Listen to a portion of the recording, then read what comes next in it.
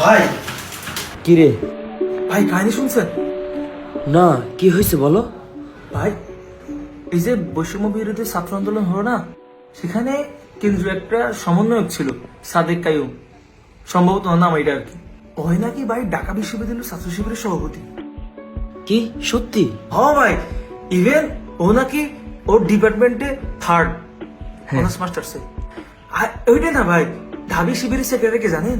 কে? জসিমউদ্দিন হলের ডিবেটিং ক্লাবের সভাপতি।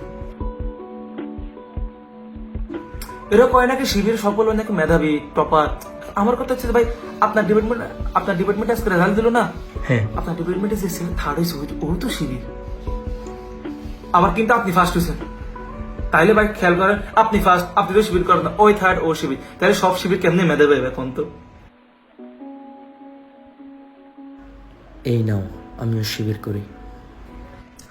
হ্যাঁ ভাই, আমি তো বুঝছি আপনিও শিবির করেন। হ্যাঁ, আপনিও?